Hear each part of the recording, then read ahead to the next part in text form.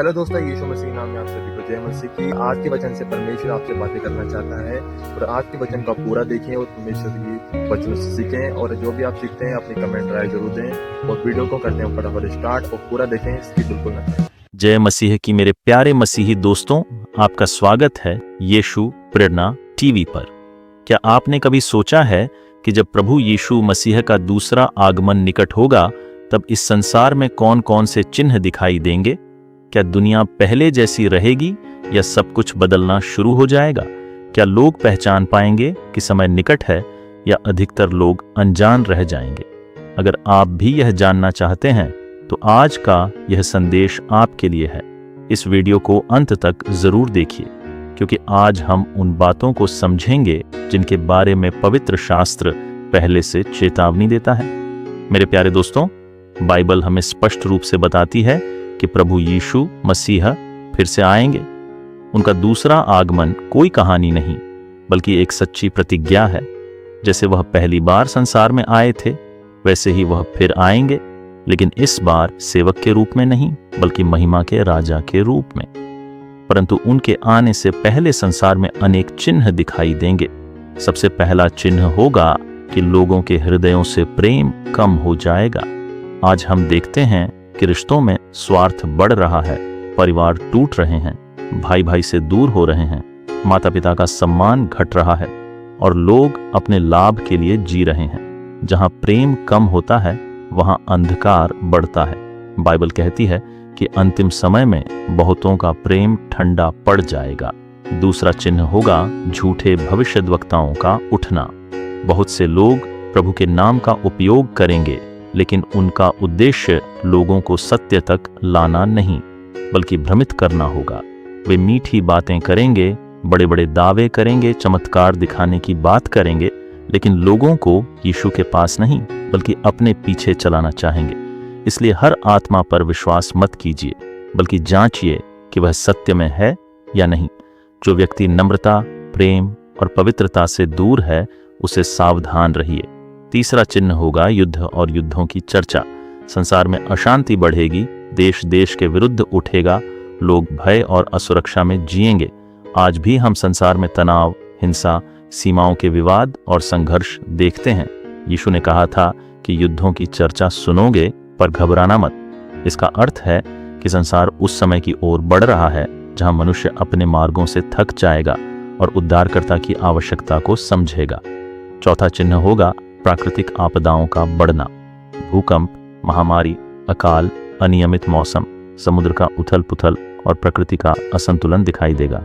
मनुष्य सोचता है कि वह सब कुछ नियंत्रित कर सकता है, लेकिन सृष्टि का स्वामी परमेश्वर है। इन घटनाओं का उद्देश्य केवल भय पैदा करना नहीं, बल्कि मनुष्य को जागृत करना है कि जीवन स्थायी नहीं है और आत्मा की तैयारी आवश्यक है। पांचवा चिन्ह होगा पाप को सामान्य मान लिया जाना। जो बातें पहले गलत कही जाती थीं, उन्हें सही कहा जाएगा। सत्य को कठोर कहा जाएगा और झूठ को आधुनिकता का नाम दिया जाएगा। लोग वही सुनना चाहेंगे जो उन्हें अच्छा लगे, न कि जो उन्हें बदल दे। बहुत लोग आशीष तो चाहते हैं पर आज्ञाकारिता नहीं, स्वर्ग तो चाहते हैं पर पश्चाताप नहीं। यही अंतिम समय की सोच होगी। छठा चिन्ह होगा विश्वासियों पर दबाव और विरोध। जो लोग सत्य पर टिके रहेंगे, उनका मजाक उड़ाया जाएगा, उन्हें पुराना विचार वाला कहा जाएगा, उन्हें अलग किया जाएगा। लेकिन जब अंधकार बढ़ता है, तभी दीपक की रोशनी और स्पष्ट दिखाई देती है। इसलिए यदि आप सत्य के कारण विरोध सहते हैं तो निराश मत होइए, क्योंकि यही प्रमाण है कि आप सही मार्ग पर चल रहे हैं। सातवां चिन्ह होगा सुसमाचार का सारे संसार में फैलना। यह आशा की बात है कि अंधकार के बीच प्रकाश भी फैलेगा। आज तकनीक के माध्यम से कुछ ही क्षणों में परमेश्वर का वचन दूर दूर तक पहुंच सकता है। मोबाइल, इंटरनेट, वीडियो और प्रसारण के द्वारा अनेक लोग यीशु के बारे में सुन रहे हैं, गवाही सुन रहे हैं और प्रभु को जान रहे हैं। जब तक अनेक लोगों तक सुसमाचार पहुंचेगा, तब तक कृपा का समय खुला रहेगा। आठवां चिन्ह होगा लोगों के जीवन में भय और मानसिक अशांति बढ़ना। बाहर से सब ठीक दिखाई देगा, लेकिन भीतर लोग बेचैन होंगे। चिंता, अकेलापन, टूटे मन, निराशा और आत्मिक खालीपन बढ़ेगा, क्योंकि मनुष्य ने बहुत कुछ बना लिया लेकिन शांति नहीं बना सका, बहुत कुछ खरीद लिया लेकिन सुकून नहीं खरीद सका।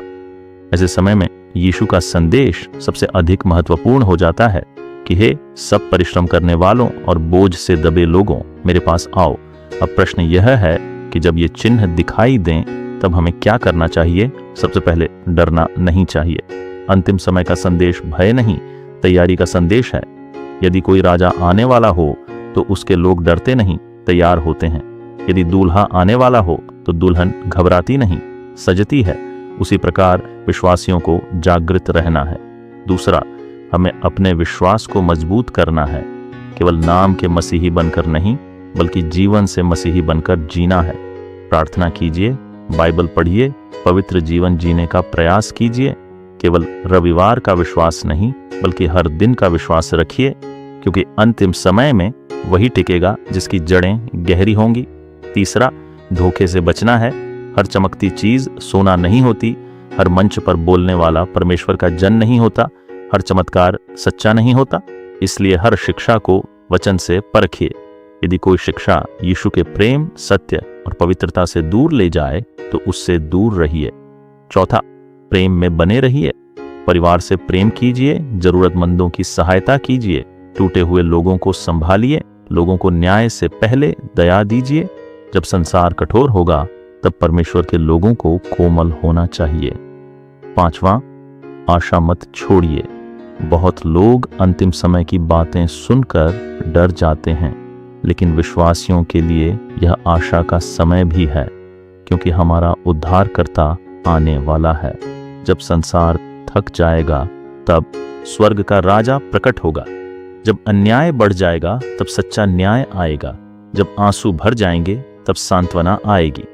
और अंत में यह याद रखिए कि प्रभु का आगमन अचानक होगा।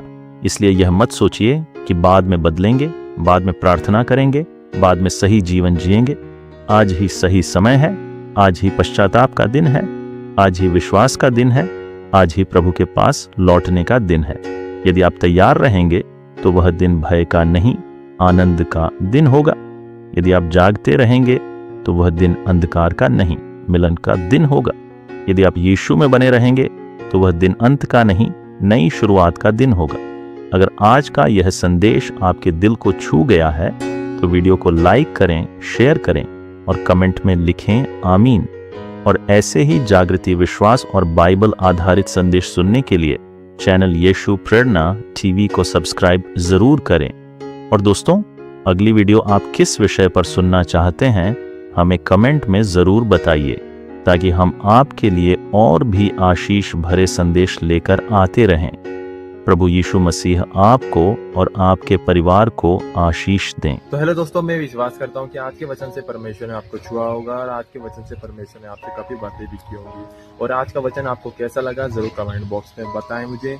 और चैनल पे नए हैं तो सब्सक्राइब जरूर कर दें और बेल आइकन भी दबा दें, क्योंकि हमारी कोई भी वीडियो सबसे पहले आएगी, नोटिफिकेशन आपके पास जाएगा और आप उसे सबसे पहले देख पाएंगे। फिर मिलते हैं एक नेक्स्ट वीडियो।